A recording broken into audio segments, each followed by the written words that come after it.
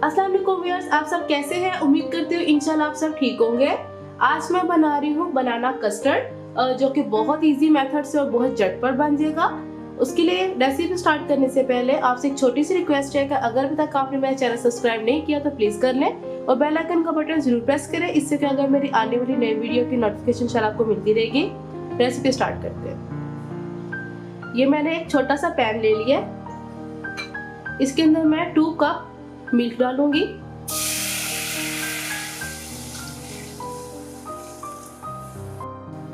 दूध डालने के बाद इसके अंदर मैं ये देखिए 2 सब्ज इलायची डाल देंगे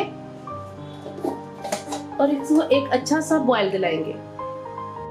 ये देखिए दूध को बॉईल आके अब इसको मैं मिक्स कर लेती हूँ ताकि इलायची की खुशबू सारी जगह अच्छे से हो जाए। अब आप चाहें तो इलायची को अभी आप डिस्कार्ड कर सकते हैं, निकाल सकते हैं अगर आपको पसंद नहीं है, लेकिन मैं इसके अंदर ही रहने दूंगी ताकि इसका और अच्छा सा फ्लेवर आ जाए। अब आपने क्या करना है, तकरीबन 1 टेबलस्पून आपने ले लेना है इसका बनाना कस्टर्ड पाउडर और इसके अंदर 2 टेबलस्पून पानी डालना है और इसका एक पेस्ट रेडी कर लेना है।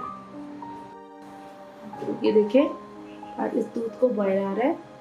अब ये मैंने इसका पेस्ट एक रेडी कर लिया स्मूथ सा। कोशिश करें कि इसके अंदर गुठलियाँ ना बने। आंच मैंने इसकी लो रखी हुई है। अब आपने थोड़ा थोड़ा करके इसमें डालते जाना है और इसको ऐसे मिक्स करते जाना है। थोड़ा थोड़ा हम पेस्ट डालेंगे और साथ साथ इसको ऐसे मिक्स करते जाएंगे। ये देखिए इसको अच्छे से हम मिक्स करते जा रहे हैं। अब बाकी का सारा डाल देते हैं, इसको मिक्स कर लेते हैं।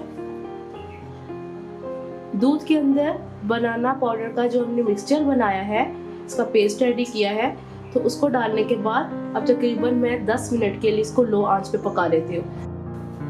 एक तो इसका कच्चापन दूर हो जाएगा कस्टर्ड पाउडर का और दूसरे नंबर पे ये थिक हो जाएगा। हमने बहुत ज़्यादा थिक नहीं करना, बस थोड़ा बहुत थिक करना है। ये देखिए ये अभी से थिक होने लग गया। चलिए हम इसको पका लेते हैं। ये देखें अब ये माशाल्लाह काफ़ी हद तक ठीक हो गया। और आपने एक चीज़ का ख्याल रखना है कि आपने मसलसल ऐसे चम्मच हिलाते रहना है। कोशिश करें कि लकड़ी का चम्मच यूज़ करें और ये नीचे नहीं लग सके। अगर ये नीचे लगेगा तो फिर इसका अजीब से स्मेल आएगी जलेबे की। चलें जी, अब इसके बाद हमने क्या करना है, ये मैंने चीनी ली है तकरीबन 1/2 कप। आप अपने टेस्ट के मुताबिक भी डाल सकते हैं। ये मैं डाल दूंगी इसके अंदर। इसको मिक्स करेंगे। चीनी मिक्स करने के बाद इसको मैं तकरीबन 5 मिनट के लिए और पका लूँगी ताकि जो चीनी के पकने के बाद इसका जो पानी निकलता है चीनी का वो भी अच्छे तरीके से ड्राई हो जाए। ये देखिए चीनी हमारी बहुत अच्छे तरीके से डिज़ोल्व हो चुकी है और ये देखिए इसका ये टेक्सचर आना चाहिए क्योंकि ये ठंडा होने के बाद भी कस्टर्ड थिक होगा। ये देखिए थिकनेस भी आपको फील हो और बहुत ज़्यादा इसकी आपने क्रीम या इसकी आपने वो नहीं बनाने ली पेस्ट थी, थिक पेस्ट नहीं बनानी क्योंकि ये ठंडा होने के बाद भी ये हो जाएगा थिक। चले जी, अब मैं इसको फाइनल लुक के साथ सर्व करती हूँ। ये देखिए बनाना कस्टर्ड बनके हमारा रेडी हो गया। अभी ये गर्म है इसलिए थोड़ा सा आपको पतला लग रहा होगा, लेकिन ये काफ़ी ठंडा होने के बाद ठीक हो जाएगा।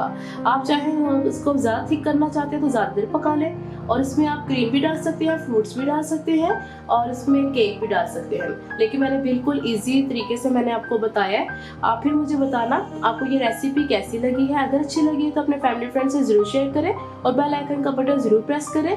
इससे क्या होगा, मेरे आने वाली नई वीडियो की नोटिफिकेशन इंशाल्लाह आपको मिलती रहेगी।